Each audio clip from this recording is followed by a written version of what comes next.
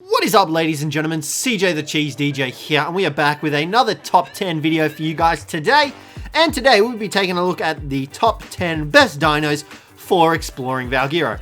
Now guys, I've taken pretty much a list of dinos from every map since Valguero is transferable in, and the original state of the map did include all aberration creatures and all extinction creatures.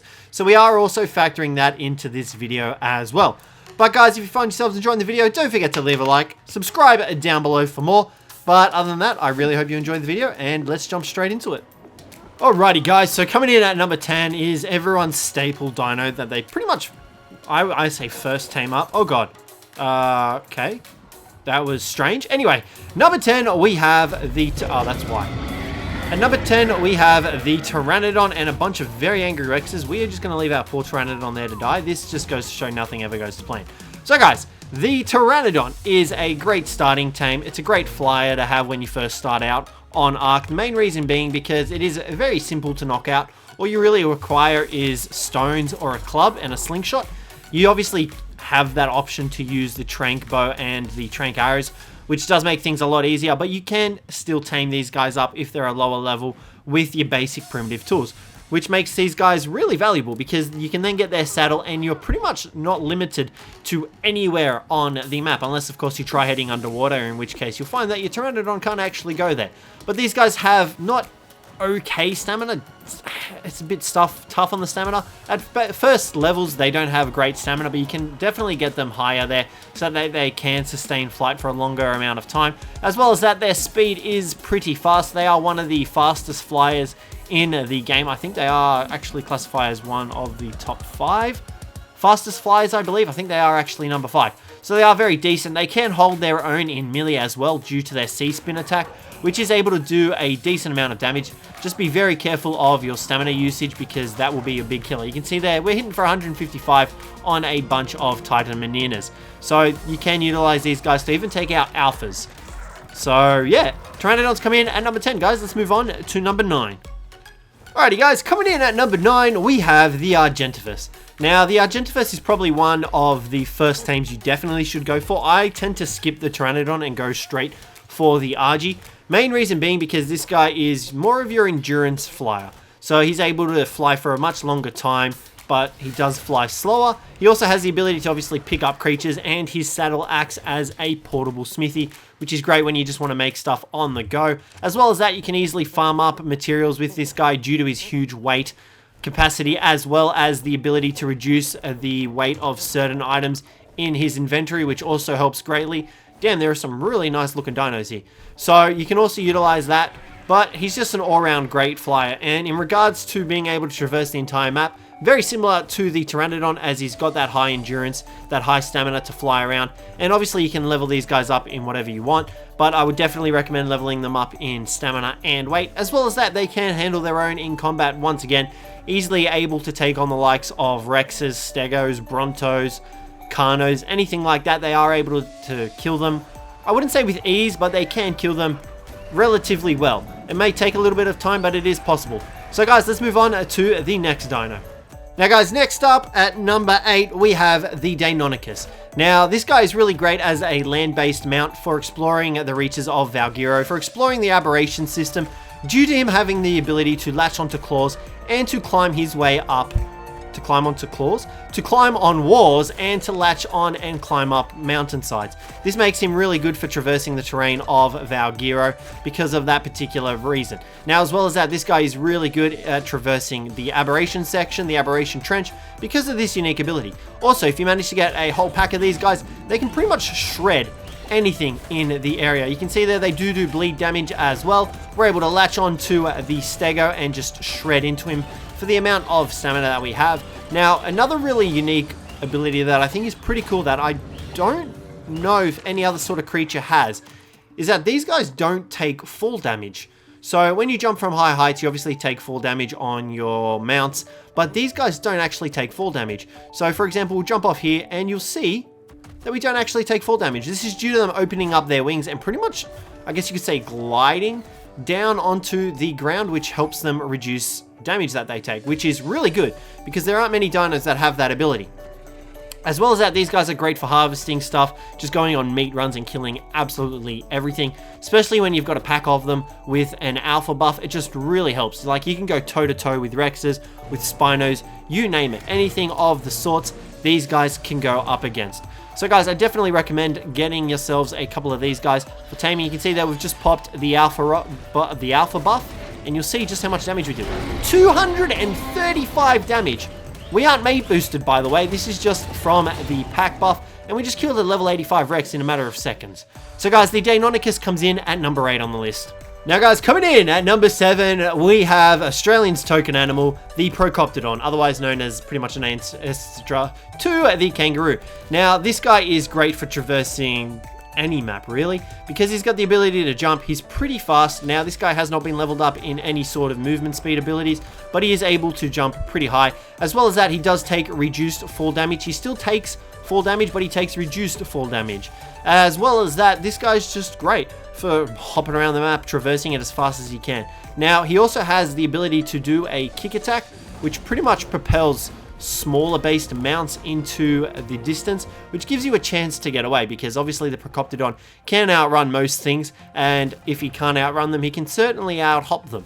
So this guy is great for that. His melee attack isn't obviously that great. You'll see here on this group of trikes, we hit what, 45 with our kick attack and 45 with our little gnaw attack. So he isn't that great for like combat, but you can still just outrun everything. Now, in terms of swim speed, it's okay. You do want to avoid taking this guy into the water unless you want to have a little bit of a laugh of the way he swims, but he can get through water. You can obviously see here that we aren't able to outswim Mega Piranhas and Baryonyxes. Oh god, I was not expecting that.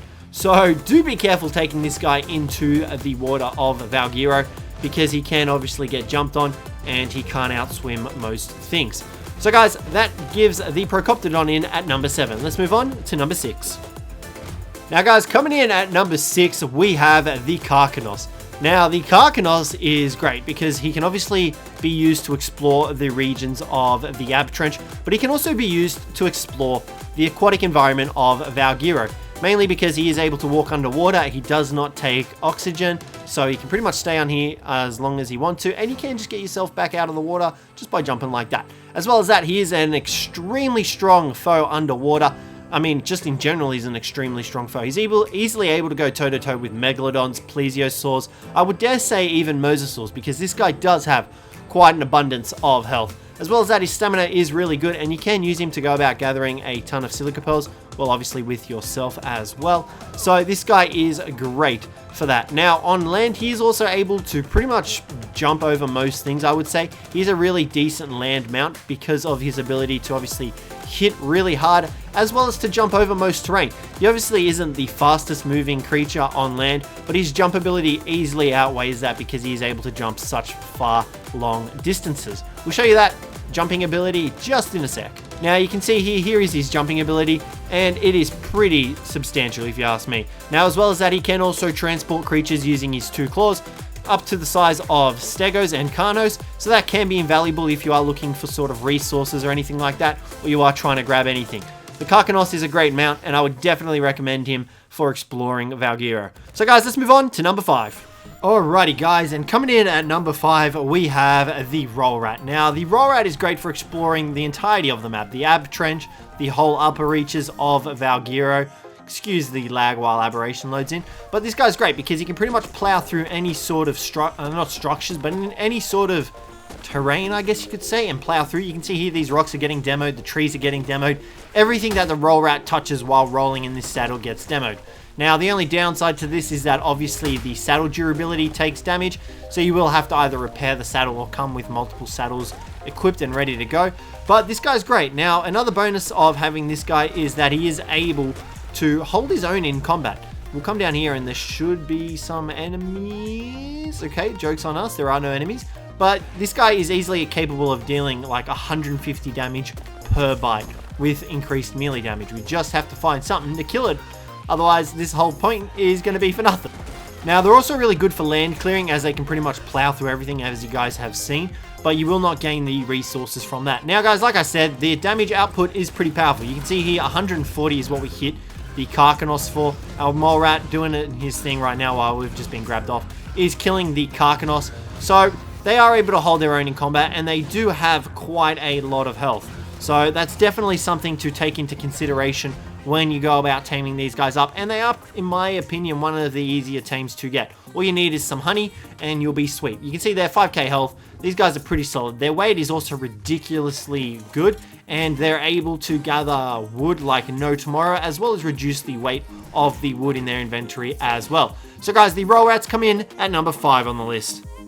Now guys, coming in at number 4, we have the Snow Owl. Now, obviously the Snow Owl is an extinction creature. However, on the original map of Valguero, the Snow Owls did spawn in. Now, there are mods that you can obviously use to make these guys spawn in, as well as INI settings that you can change in order to make these guys spawn in, which I have done on my PlayStation 4 server as well, guys. So feel free to join that. But these guys are great. They're pretty much like griffins, except in my opinion better, because they have the ability to heal, they can freeze things, and they do still deal a decent amount of damage. Now, obviously, they don't deal as much damage as a griffin would, but I find these guys a little bit more durable. Their stamina is significantly better than that of the griffin, and I find their weight also better than the griffin, which is why the griffin won't be making an appearance on this list, but the Snow Owl will be, because the Snow Owl has the same ability as the griffin, but it's just better in a lot of different ways. So guys, the Snow Owl comes in at number 4 on the list, and let's move on to number 3.